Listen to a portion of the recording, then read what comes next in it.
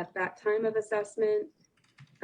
We also recommend that parents do regular and consistent urinalysis testing so we can really measure their ongoing use or sobriety and really see how they're doing with their treatment. So those are the two main services that the department recommends for parents who are struggling with substance use disorder: drug and alcohol treatment and UAs. And for the UAs, is it important, in terms of maintaining sobriety, is it important to see that a parent is able to maintain at least 90-day period of not using? Yes, showing consistency with UAs is really important. We typically ask for 90 days, all clean, no missed, and no diluted, so that we can really establish a longer period of sobriety rather than just one-time UAs. What CPS wants, we don't care. What's the point? Where's the child abuse proof? I'm lost. We don't care what CPS wants. The objection is overruled. This court must consider what the dependency order required. But I will say, Mr. LaRosse, I know what the dependency order required. And again, I think this is kind of going towards me making a judgment about whether that was justified or not, which is not what I'm going to do. So to the extent that you're supporting the department's decision, I don't think that's relevant. The relevancy is, did she do the services? Is she currently unfit? And what's the best interest of Amaya? So. Well, Your Honor, I'm sorry to drag this out, but it is part of the elements for termination to show that all appropriate services that are reasonably available were offered. And so I'm trying to have the explain why the department requested specific services, why they believed that they were appropriate. But I don't think I decide that. I think that's already been decided, hasn't it? That's this order. No, Your Honor. There are two aspects to the provision of services contained in the termination statute. And I forget if it's E, I think it's 1334-180E. Let me just look it up quickly. And the parent has to sign and agree to the dependency order prior to being their rights terminated. That's under the law. Let me just look this up so I can direct it to the court's attention. But that's why it's split up in the trial brief. It's split up to order in between ordered services and all services necessary and reasonably available. Well, but this is an ordered service. So do I have to find it's both reasonable and necessary and it was ordered? No. Okay. But I am seeking to have the social worker, the social worker's testimony explains why these services were reasonable and appropriate. So when the court is tasked with deciding if there were other services that were reasonable and appropriate, the court will have this testimony as to why these specific services were reasonable and appropriate. Okay. In assessing the best way to address mental health issues, what does the department practice and why? So I understand the objection is relevance. I think I've just had a conversation with Mr. LaRosse about whether or not it is. Mr. LaRosse has convinced me, based upon the findings this court needs to make, that this is necessary and relevant testimony. So the objection. He hasn't said Amaya's name one time. I haven't heard the name Amaya at all, ever, in any of his questions. Like rarely. That is noted, Ms. Zayas. So the department in this case referred Ms. Zayas to a psychological evaluation. And we also, tied to that, asked for her to do an assessment with a parenting component. So to really assess how her mental health and her parenting are how her mental health impacts her parenting. And I will not come back tomorrow if you let him talk the whole day. I will not come back tomorrow. I will not. You can end the trial today.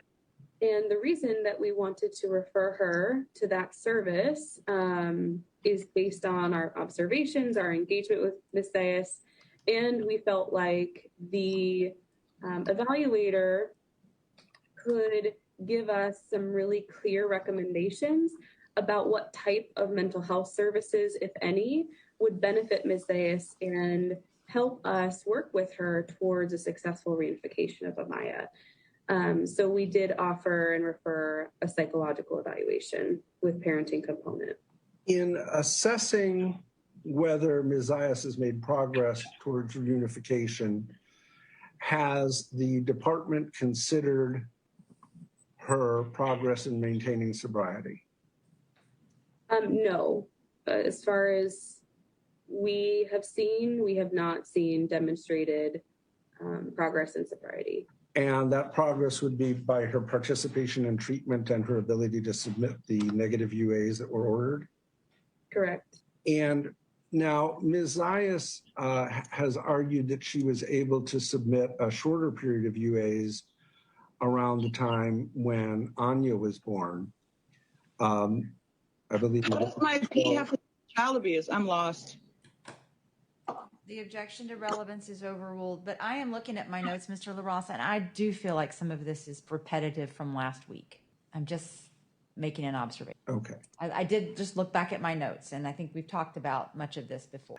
Yes, so Your Honor, previously we did discuss what Ms. Zayas had or had not done. Mm-hmm. And at this point, I'm asking for the social worker to explain how the department assesses Ms. Zayas' progress in these various areas. Okay.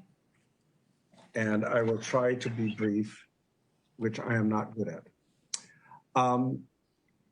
So, Ms. DeCamp, Ms. Zayas has discussed that she submitted a shorter period of UAs around the birth of Anya.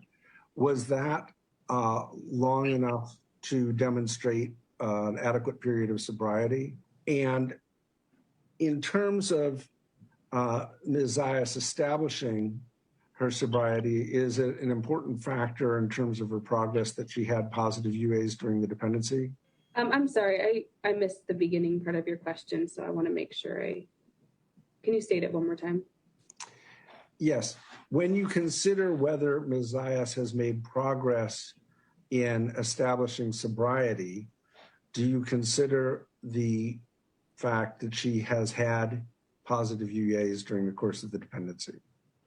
Yes, I do consider that. And relapse can be a fact of life for chronic substance users. Is that correct? In order to see that a person was making progress towards sobriety, if they had a relapse, what would the department be looking for as signs of those progress?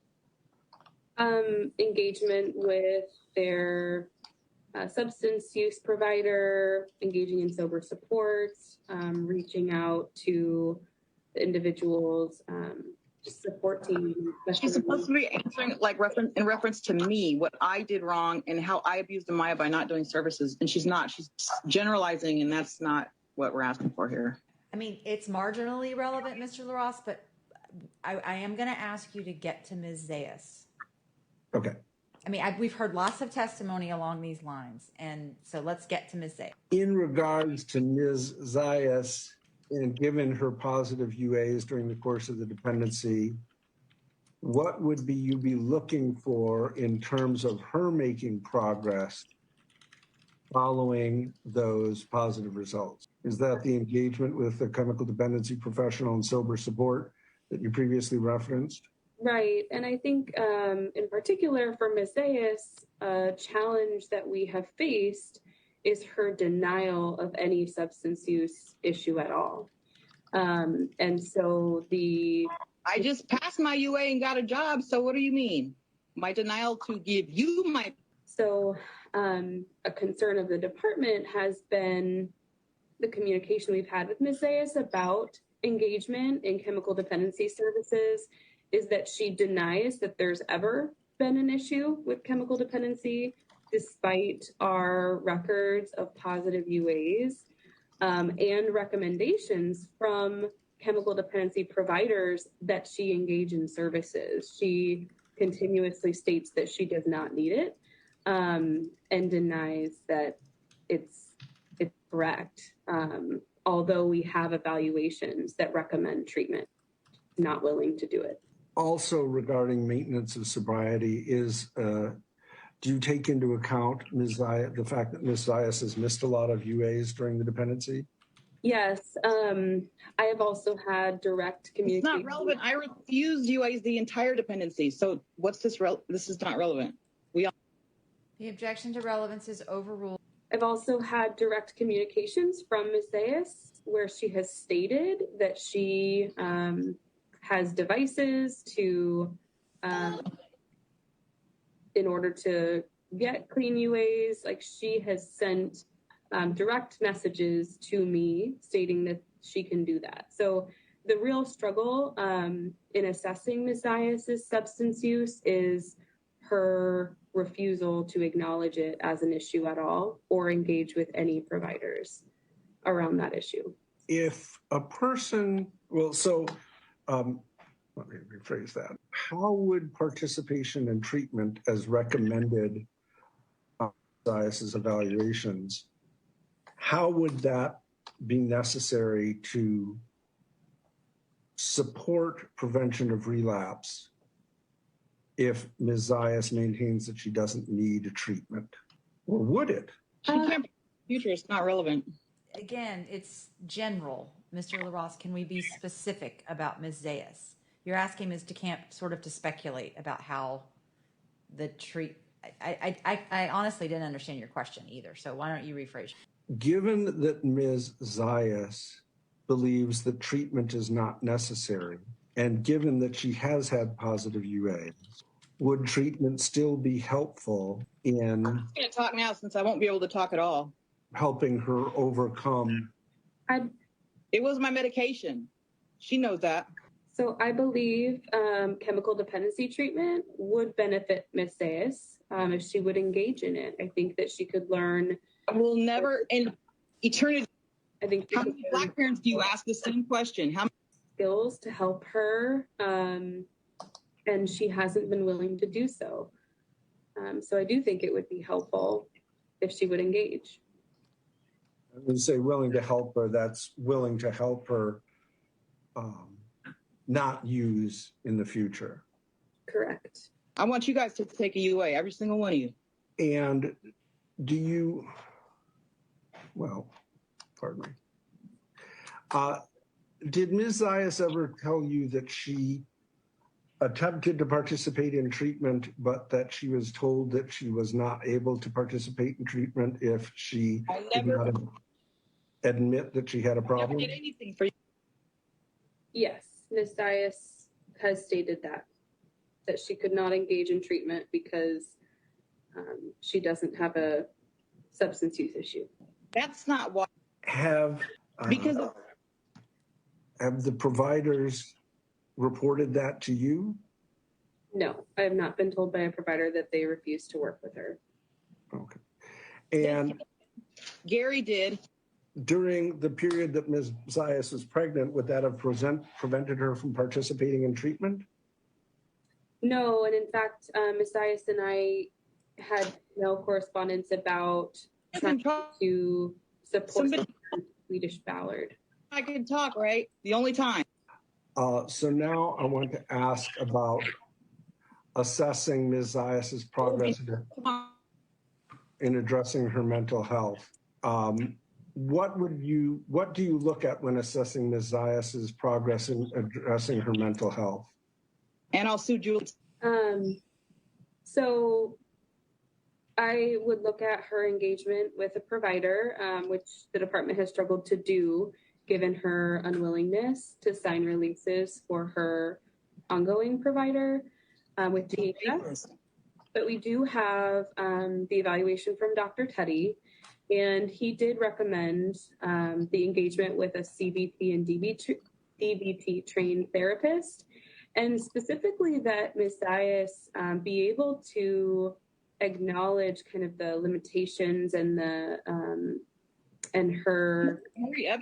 her insight and judgment in a way to show progress, that she's able to acknowledge that. And I haven't been able to see any change in behavior in Ms. Zayas's communication with the department or behavior changes at all with Amaya and her ability to put Amaya's needs before her own. Yeah. Poor baby. Oh, darn. What do you mean when you say you haven't seen changes in Ms. Zayas' ability to put Amaya's needs before her own? The department I has, think you guys are doing this on purpose, and I'm going to sue you all tonight. Okay. this was pointed out in the FCAP assessment as well, that Ask me why you got sued. This is why you got sued. Ms. Zayas needed to be able to demonstrate that she can prioritize Amaya's needs before her own. So, for example, I think the school issue is an example of that, where Amaya was very clear in her wishes to remain in the private school. Are you seriously going to sit there and say that? She should have been allowed in Christian school? Are you mentally retarded? That's a crime. So I use this just as an example about prioritizing Amaya's needs. What do you for that? You're going to lose your job, dude. Amaya has been impacted by the many changes in visitation supervisors that have been involved in this case because of Ms. Zayas's behavior. The visit facilitators have... The judge keeps muting me, just so you know. I keep being muted because the judge... I am muting Ms. Zayas because she's not raising her hand for an objection, which is the... I'm recording everything you're doing, just so you know. I got witnesses too. Thank you. You leave him on there all day. Watch what happens. Go ahead, Mr. Camp.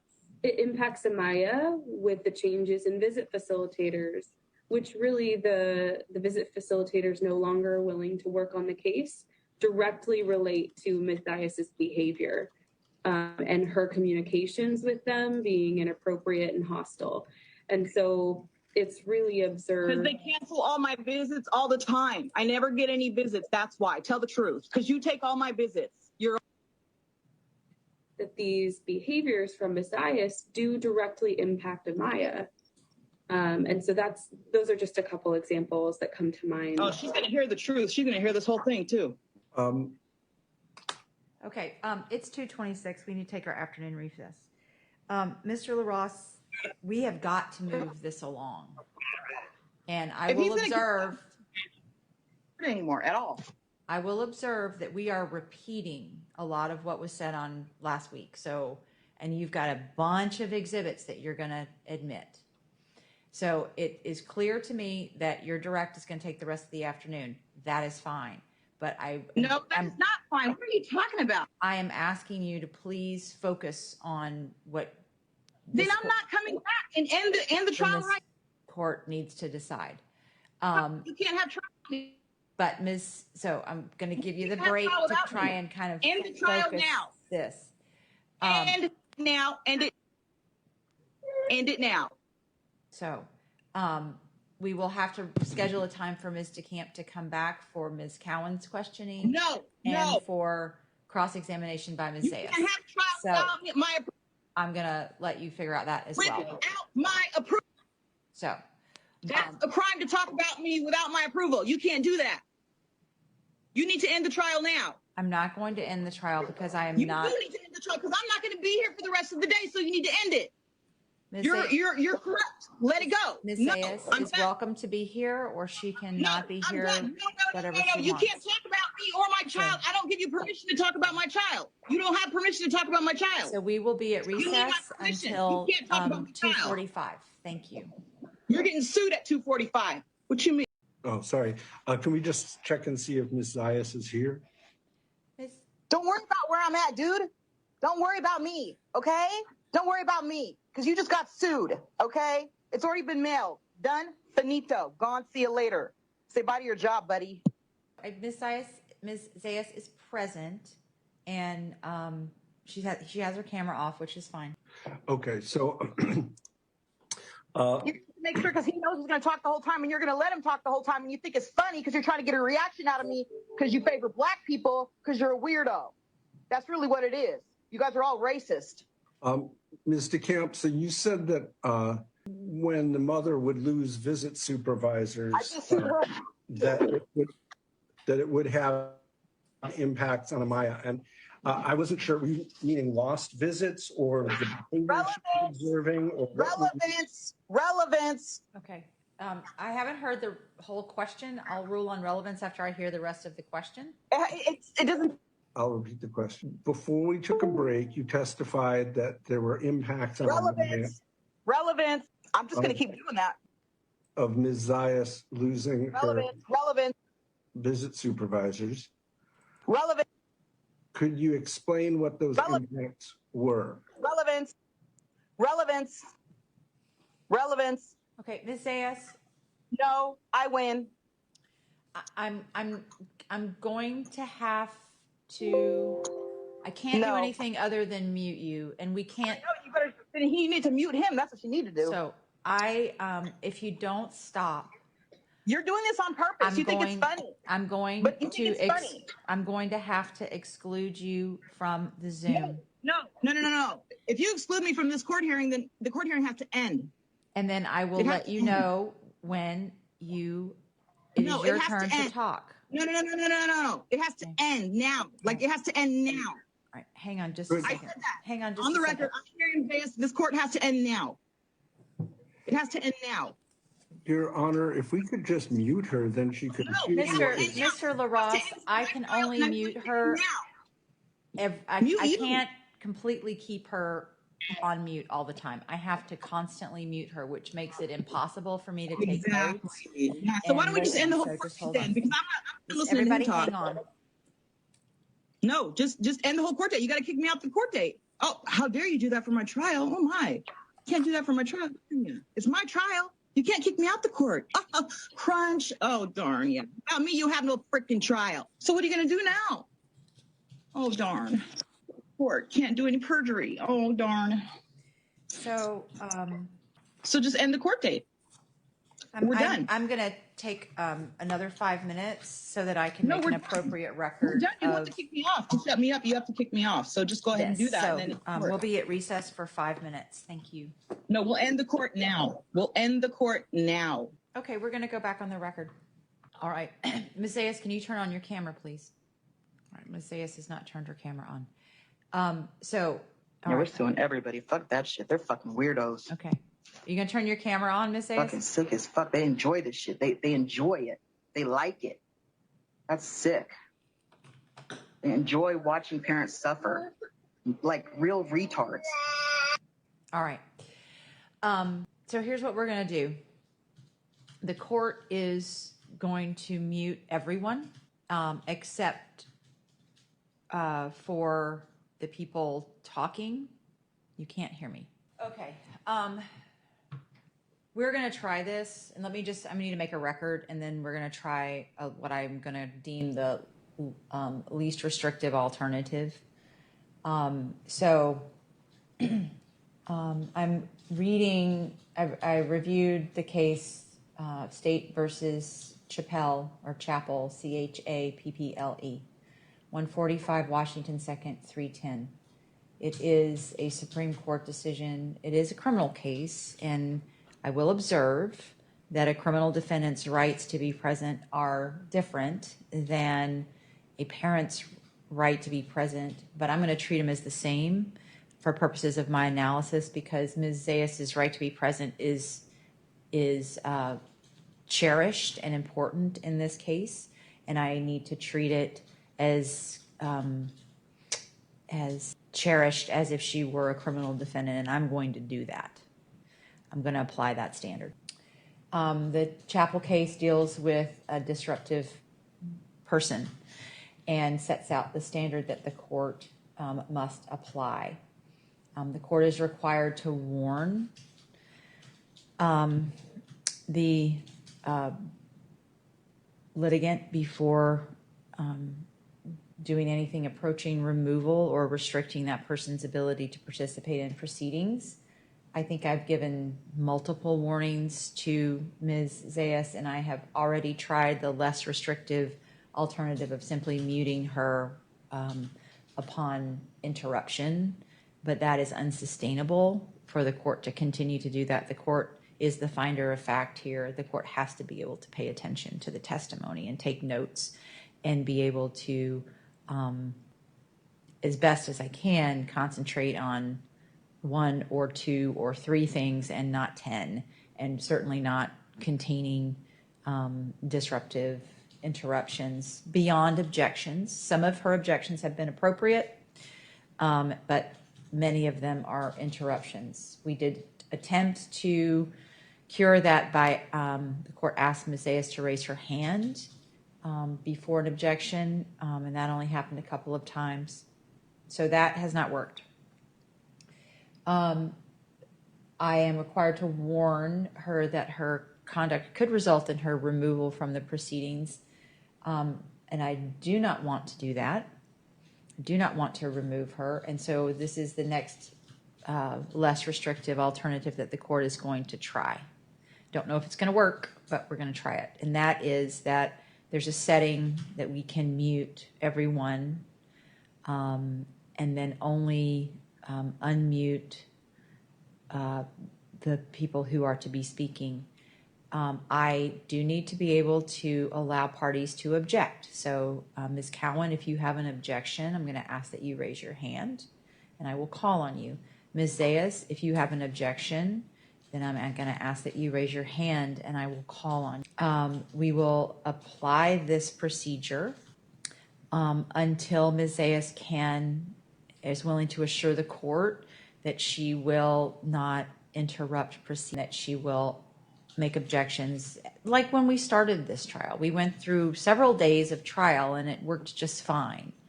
So I know that Ms. Zayas can adequately represent herself and make objections that are proper and make them in a proper way. And when she is ready to resume that practice, the court will consider changing the security settings. So for the balance of this afternoon, I'm going to, I think Ms. Zayas has just disconnected. I will ask my bailiff to email her and see if she would like to rejoin. We will keep Ms. Zayas apprised of where we are. When it is her turn to cross-examine, we'll let her know. When it is her turn to question the foster mom in the morning, we will let her know. I'm going to let testimony continue, and Ms. Stronsky will reach out to Ms. Zayas and rejoin under these circumstances. For the time being, Ms. Stronsky, you can go ahead and change the security setting back, and we'll see when Ms. Zayas rejoins if we need to mute everyone. Maybe she'll just determine that she doesn't need that, and maybe she'll determine to return to her original way of representing herself in this proceeding. All right, so we will resume. Mr. LaRosse, Ms. DeCamp, go ahead. Sorry, was on mute.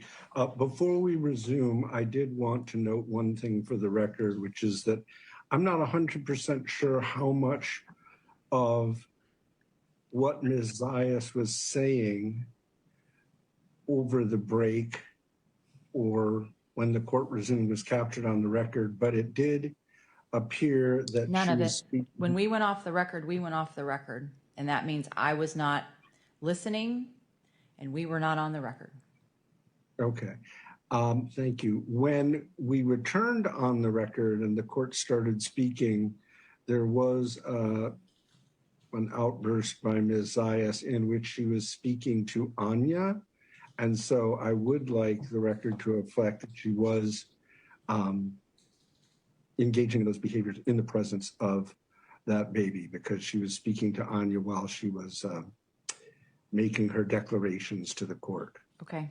I didn't hear or see that. So, and I don't know that I didn't hear or see that. So, all right, go ahead and continue, Mr. LaRosse. Oh, okay. Just to be clear, did other people hear her speaking to Anya when she was on the record with the Mr. court? LaRosse, if you want to present evidence, you can present evidence. Okay, but don't consult with other parties while we are on the record. Please continue with your examination of Ms. DeCamp. If you want to present additional evidence through another witness, you may. Okay. Thank you. Ms. DeCamp, were you present when we resumed proceedings a moment ago on the record? Yeah, it was.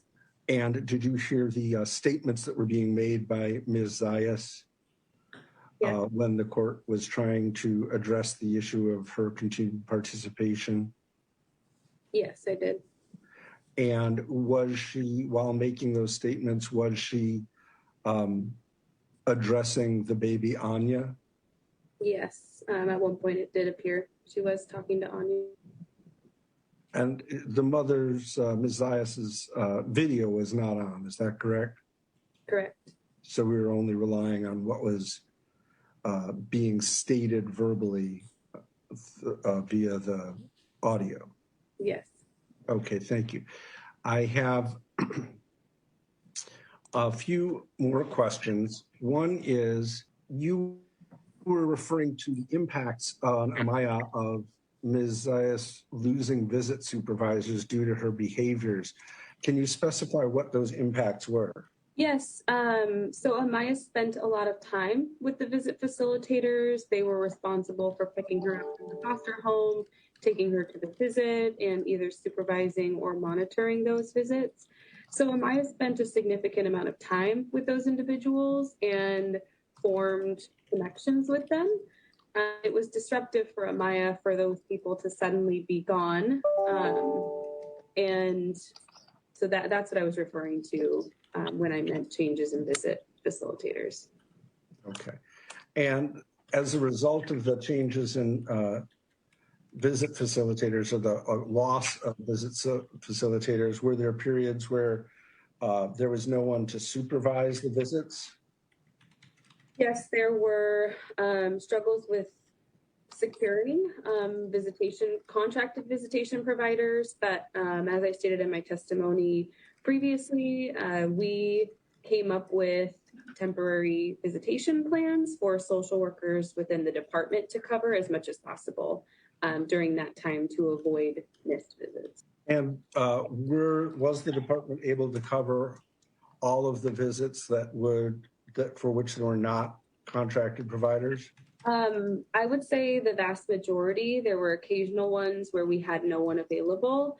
And I believe that when contracted providers missed visits, they would work with Ms. Zayas to try to offer makeup time.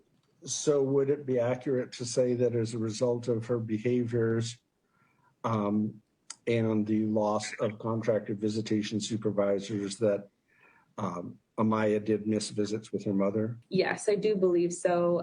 We just tried to make it as minimal as possible by offering the makeup, but there were missed visits based on Ms. Zayas's behavior, which led to those providers no longer being willing to work with her on the case. And to your knowledge, sorry, can somebody do something about that again? Thank you. I apologize. I opened it during a break. Thank you. Sorry, I lost my train of thought.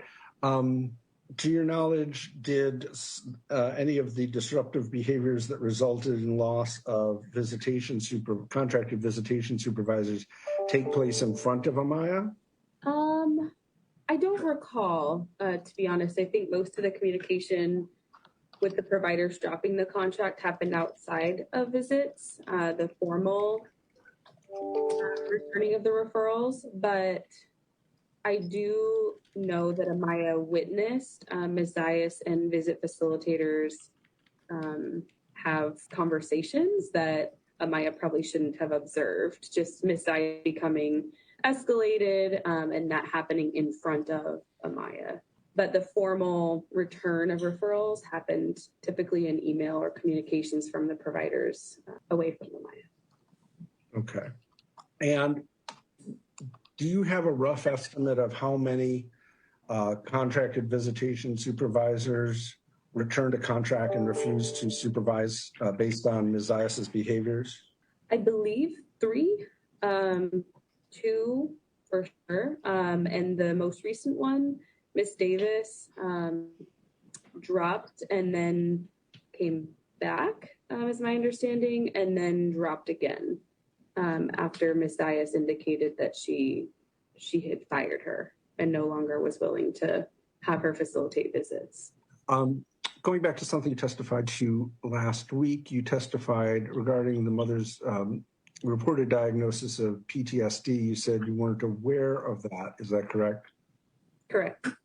But you said you felt that you approached Ms. Zayas appropriately and you wouldn't have changed your approach if you had known she had a diagnosis of PTSD. That's correct. To your knowledge, did the social workers that you supervised also approach Ms. Zayas in an appropriate manner? I believe so, yes. And is that something that was discussed in your staffings with those social workers? Yes. During regular staffings with my social workers who have been assigned to this case, we would discuss Ms. Zayas' behaviors and how to engage with her, especially with her hostile communications. It could be challenging at times. And so I would often speak with social workers about how we could work together to try and work with her effectively. But yes, I do feel like social workers were appropriate. And when you say work with her effectively, what do you mean by that? Just determining how to respond to her many communications. We would often send, numerous messages. Sometimes I would receive 100 text messages in a day from Ms. Zayas. And so it could be overwhelming to determine what needed to be responded to and what we would have to just kind of let be because it wasn't necessarily relevant. So I would really help social workers process through that information and make sure we were responding to Ms. Zayas whenever she had questions, whenever she seemed concerned about something, and just making sure we were engaging her in her case and with Amaya as much as possible. It's just a lot of communications, so it could be challenging. So I want to ask you something that was raised in testimony when you weren't present, and that was the question of having a, quote, trauma-focused team work with Ms. Zayas. First, if you could explain, do you have an understanding of what a trauma-focused team would be? Yeah, I do have an idea about, I think you're referring to like trauma-informed care or understanding trauma-informed practice. That's what I would believe you're referring to. And would that be different in some way from what has actually been provided to Ms. Zayas from the department so far? I don't believe so, no. I believe we have been very patient and understanding with Ms. Zayas, and understanding that she has experienced trauma, and all of the clients and families we work with in child welfare have. And our intervention itself can be something we need to be mindful of, that parents are going to have reactions and strong emotions because we are involved with their children and their family. And so the way that I approach all of our families is the way that I think we really worked with Ms. Zayas. We were understanding and patient with her. And I don't know how we would have done that differently. I can't think of what else that would look like. And have you received training or education regarding the issues faced by clients who have experienced trauma? In my master's program, trauma is something that comes up in many of the courses and in training in child welfare.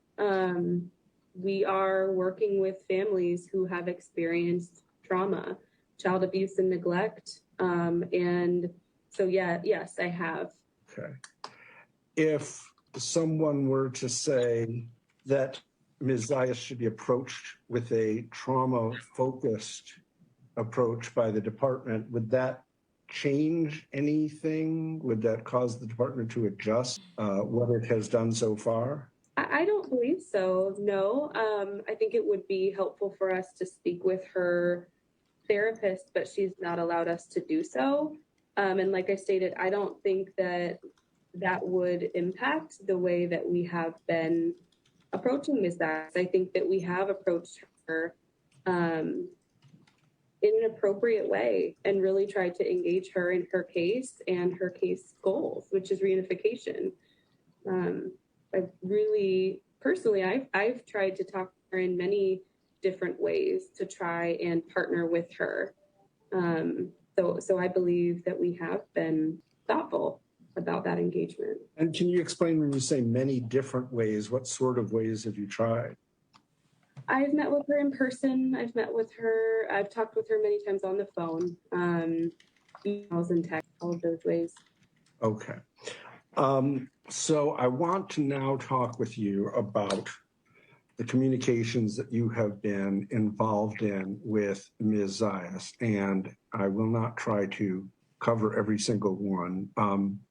Can you give a rough estimate of how many communications you have been involved with regarding Ms. Zayas? And that would include emails. And I'm sorry, I should talk about how many communications you have been involved in with Ms. Zayas, including emails, texts, letters, phone calls, meetings. Can you provide a rough estimate of how many you have been involved in? That is a difficult number, but I will estimate, emails alone, definitely over 1,000. Maybe even 2,000. It's really hard to capture emails alone in almost 2.5 years of time.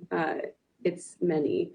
Texts, like I mentioned earlier, sometimes I would go one day and receive 100 text messages from Ms. Zayas.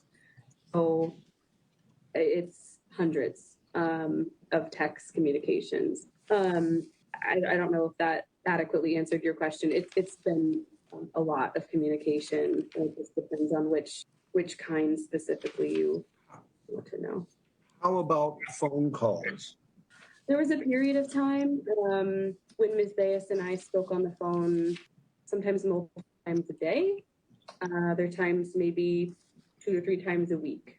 So I would say since I returned from leave in October of 2021, my phone calls with Ms. Zayas have been much more minimal than they were initially, because Ms. Ramos has been handling the majority of the phone and in-person communication with Ms. Zayas. But early on, multiple times a day, and at least multiple times a week.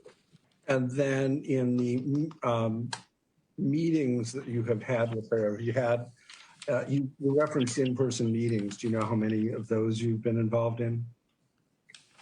I had met with Ms. Zayas at her home with one of the social workers. I also saw Ms. Zayas regularly at my office before and after visits, visits.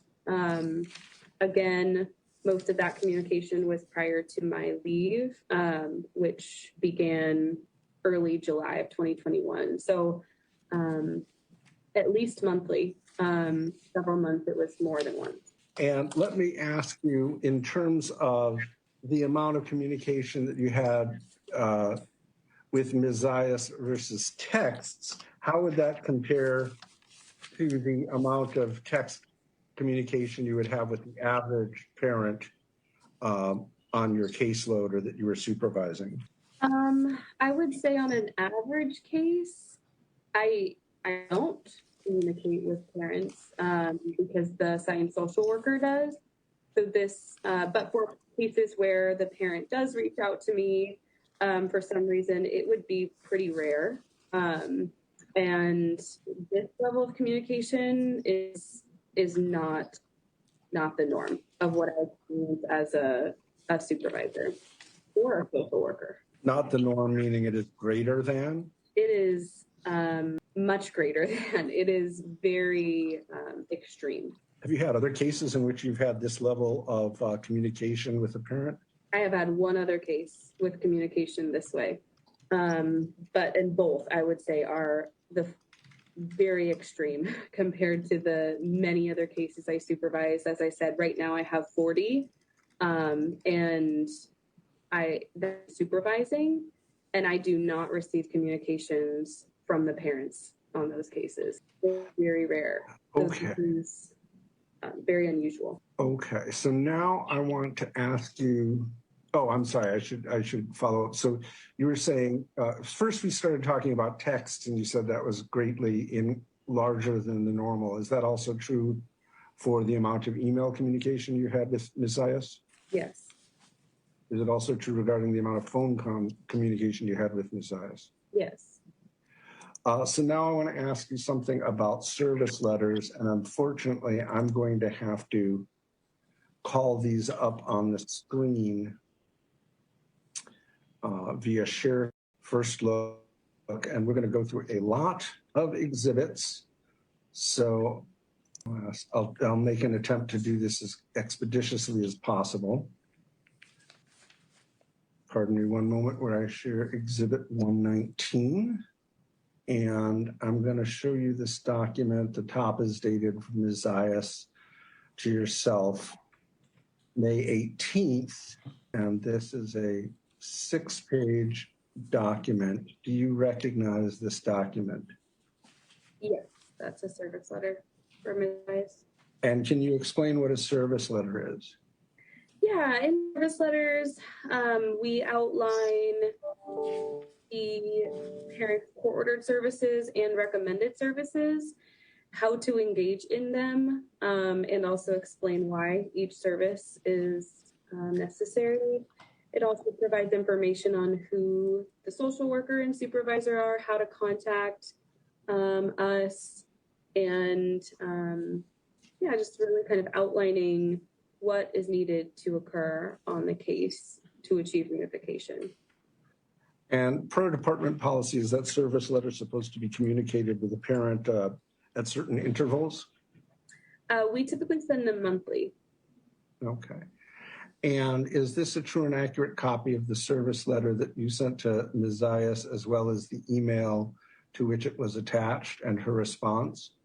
Yes. Thank you, Your Honor. Move to admit Exhibit 119. From the department. So Ms.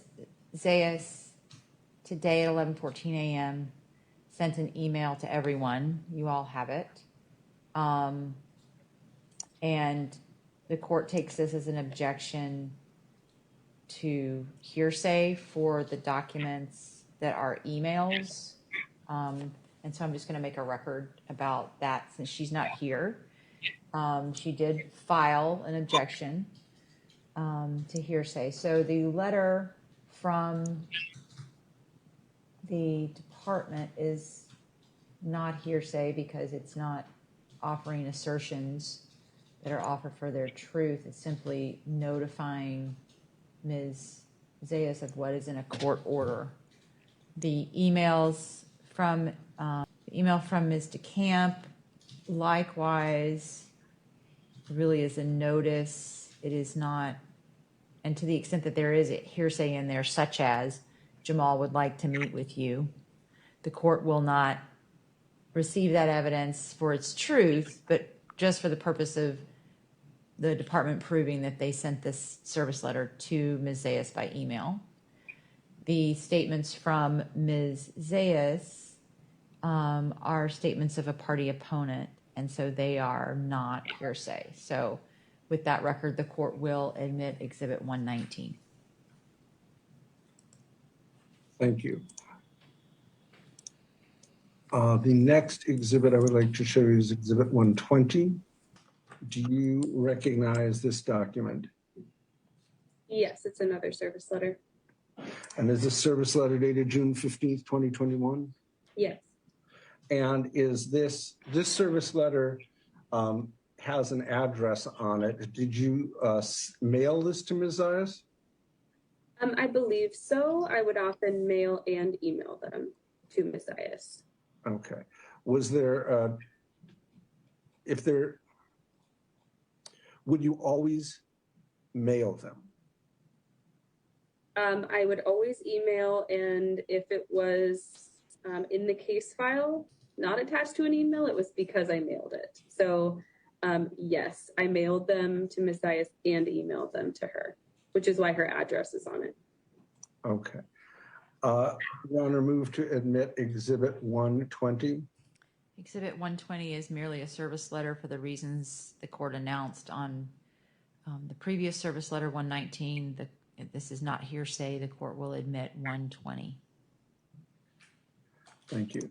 Moving now to Exhibit 124. Pan down this one. And this is dated July 2nd of 2021. Do you recognize this exhibit? Yes, I do. And what is this? This is another service letter. And did you mail this to Ms. Zayas? Yes. And was this her known to be her last known mailing address? Yes. And is this a true and accurate copy of that letter? Correct. Your Honor, move to admit Exhibit 124. For the same reasons, the court will overrule Ms. Zayas' objection to hearsay and admit 124. Thank you. Now, the service letters that I showed you were dated during a period of May, June, July of 2021. Is there a specific reason that you were sending those rather than assigned social workers? I was doing the majority of the communication with Ms. Zayas during that time period. Social worker Jamal McGee had been reassigned to the case, and just due to some inappropriate communications from Ms. Zayas towards Mr. McGee, I really took a lead in engaging her during those months specifically. And when you say inappropriate communications, in what sense were they inappropriate? Mr. McGee is a Black male social worker, and he experienced a lot of racist remarks, Zayas, which were really inappropriate. And so at that point, I did not feel it was okay for him to be interacting alone with her. So I took more of the lead just because of those personal attacks towards him and the racist remarks.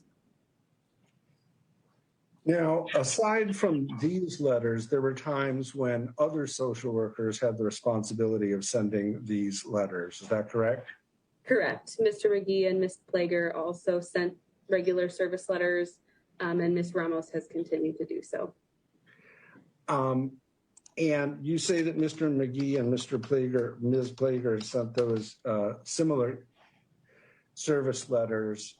Did you confirm that in your capacity as a supervisor? Correct. And I was, I believe, all of the time included on those service letters when they were sent via email.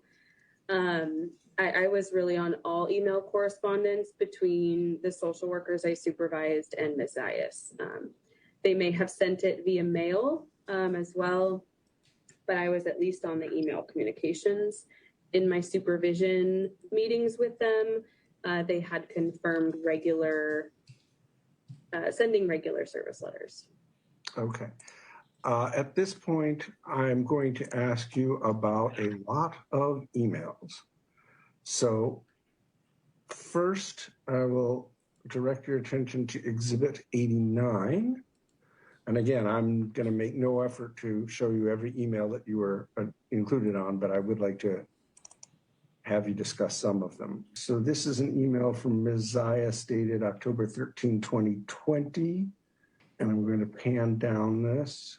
Do you recognize this document? And is this a true and accurate copy of the email exchange between yourself and Ms. Zayas, October 13, 2020? Yes. Your Honor, move to admit Exhibit 89. So Ms. Zayas has lodged an objection to hearsay. Reviewing Exhibit 89, it contains two kinds of statements. It contains statements by Ms. DeCamp, which are out-of-court statements by Ms. DeCamp. They are assertions. They are hearsay.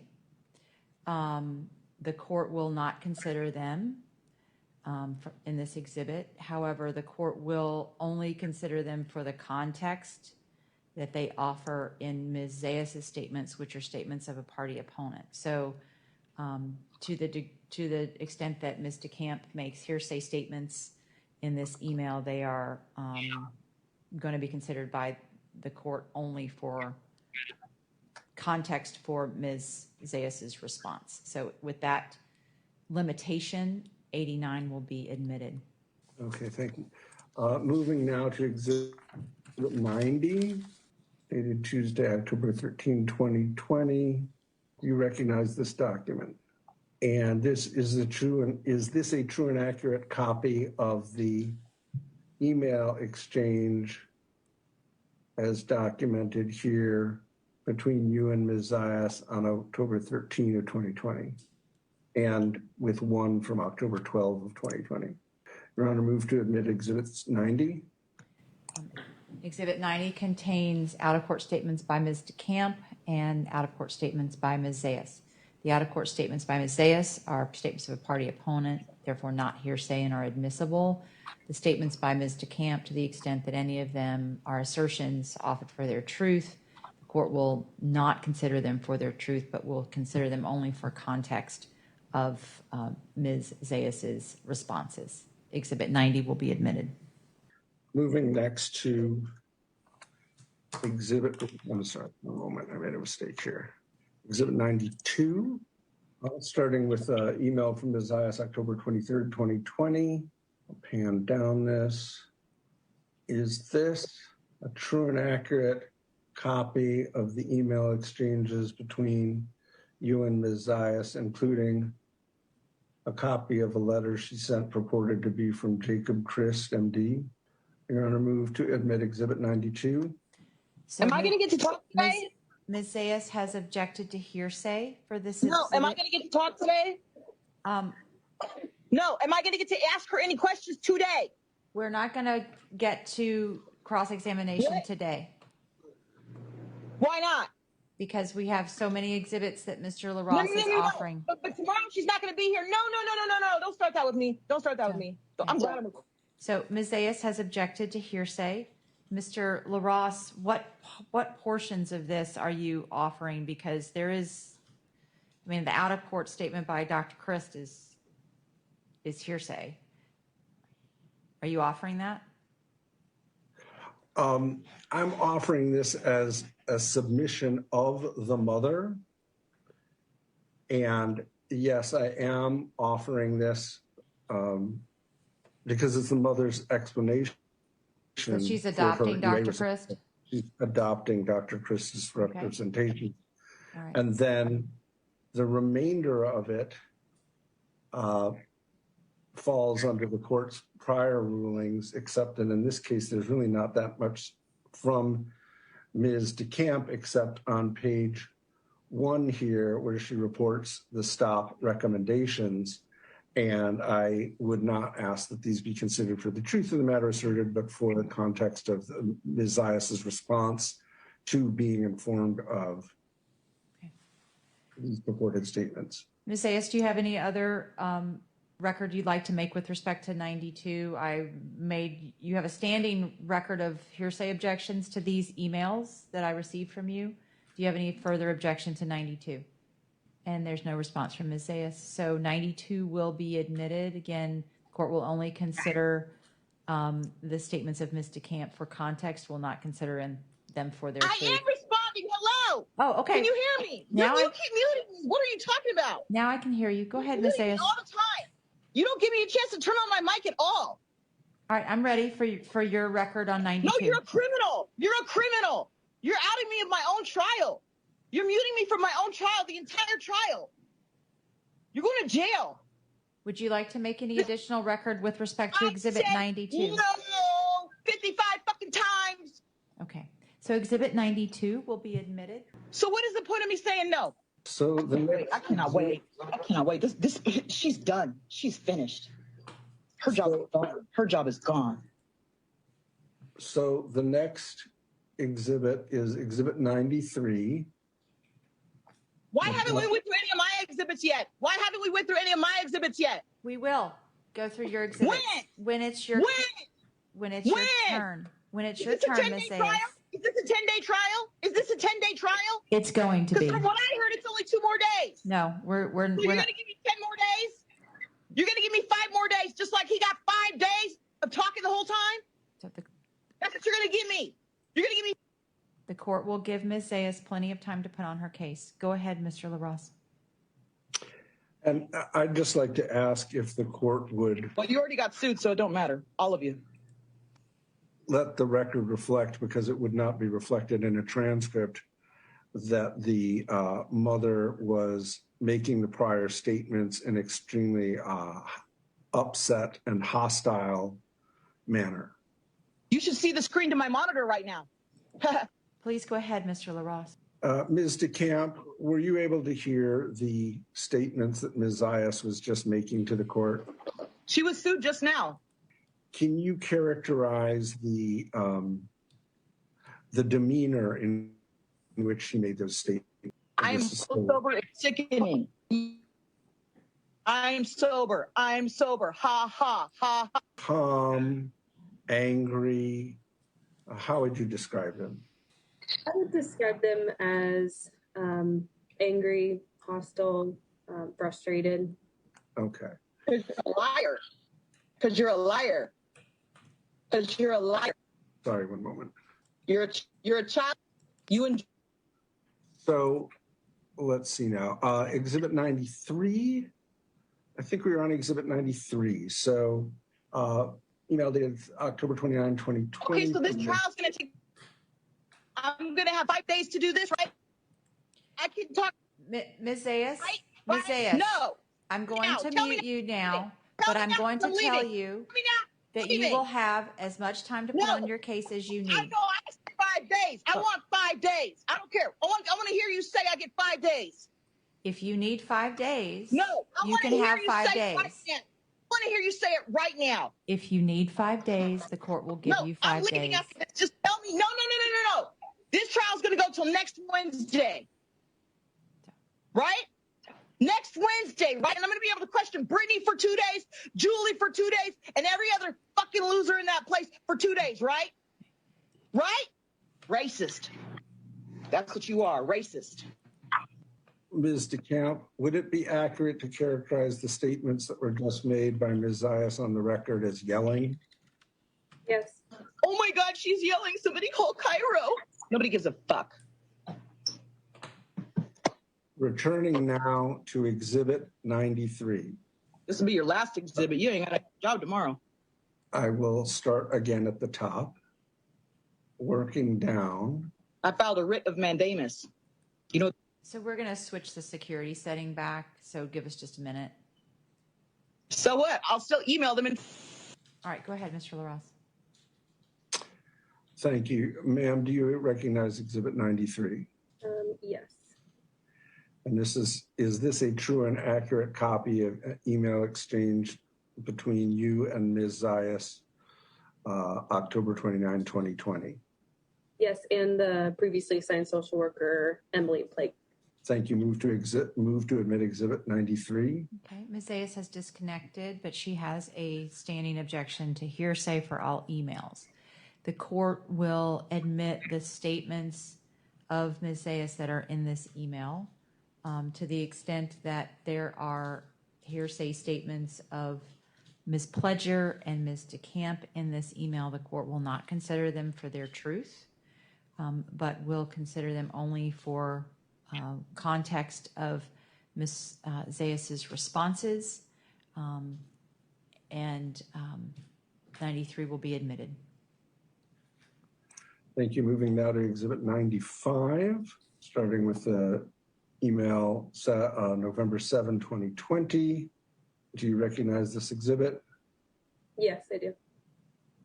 Is this a true and accurate copy of an email that Ms. Zayas sent to you, including a attached picture of what appears to be some sort of, well, I don't know. You tell me what it appears to be. Yes, I do recall this message, and Ms. Zayas stated that that device could be used to provide clean UAs, is what I recall. And she sent you this photograph? Yes. Your Honor, move to admit Exhibit 95. Ms. Zayas has a standing objection to hearsay. However, Exhibit 95 is a statement of a party opponent, and it will be admitted. Thank you. Moving now to Exhibit 96, starting with an email dated November 10th, 2020. Can you let me know if you recognize this exhibit as I scroll down? And is this a true and accurate copy of an email exchange between yourself, Ms. Zayas, and myself? Yes. Move to admit Exhibit 96. So the court observes that there are statements from Mr. LaRosse in here. The court will not consider the statements from Mr. LaRosse. And the court will only consider the statements from Ms. Zayas. And I believe that the two emails together will provide sufficient context with the court entirely disregarding the statement of counsel. And with that, 96 will be admitted. Thank you. Now turning to Exhibit 100, starting with an email dated November 23rd, 2020. Is this a true and accurate copy of an exchange between yourself and Ms. Zayas? Yes. Move to admit Exhibit 100. Ms. Zayas has a standing objection to hearsay, given that Ms. Zayas' email precedes Ms. DeCamp's response, unless you have a argument that would persuade the court would entirely disregard Ms. DeCamp's out-of-court statement as hearsay. Mr. LaRosse, any response to that? It's not necessary. So Ms. DeCamp's out-of-court statements, which are hearsay, come after Ms. Zayas' statements, and so therefore they are not adopted by Ms. Zayas in providing context for her statements. So the court will disregard entirely the out-of-court statements by Ms. DeCamp.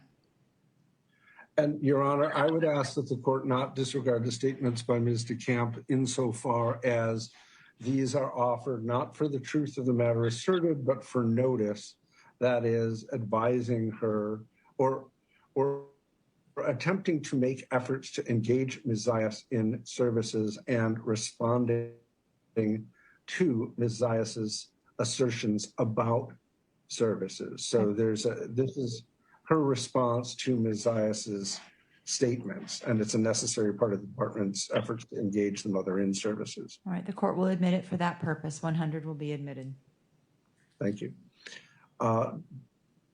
Turning to Exhibit 101.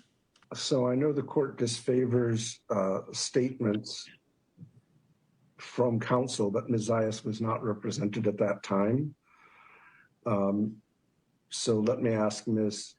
DeCamp, do you recognize this exchange of emails dated November 30, 2020?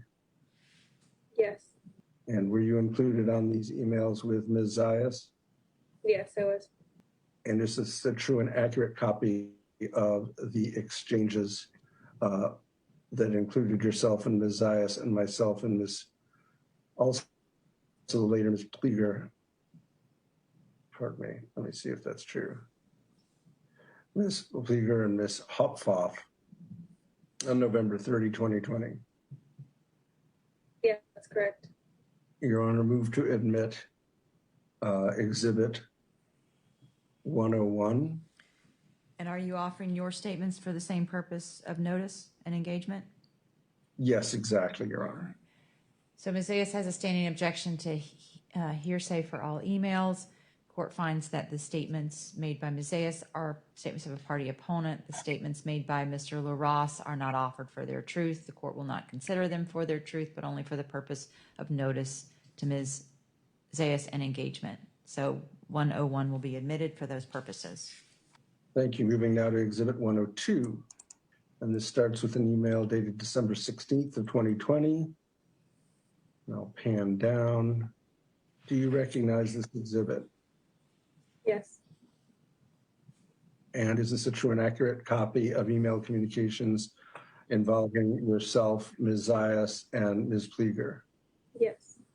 Sorry, is it Pleger or Pleger? Plagiar. Plagiar. Well, okay, I've been calling the wrong thing forever. Your Honor, move to admit Exhibit 102. Ms. Zayas has a standing objection to hearsay for all emails. The court finds that the statements by Ms. Zayas in these emails are statements of a party opponent. Mr. LaRosse, what is the purpose for which the department is offering the out-of-court hearsay statements of Ms. Plagiar?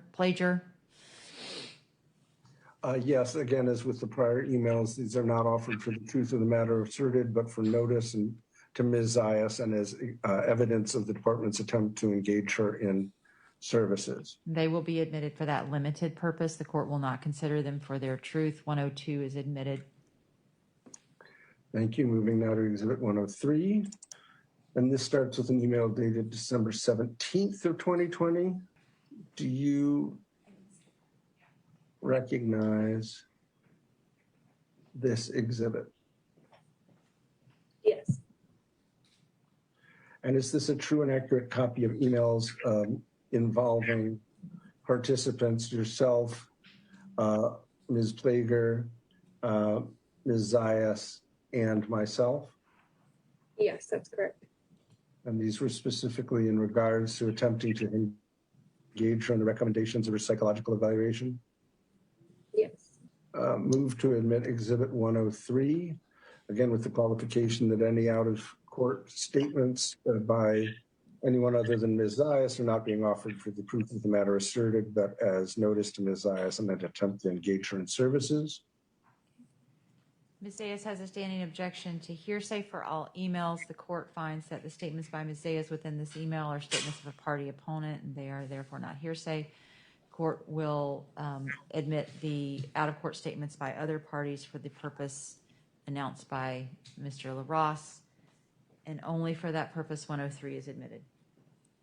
Thank you. Moving now to Exhibit number 104, starting with the email December 17th, 2020. Ma'am, do you recognize this exhibit? Yes.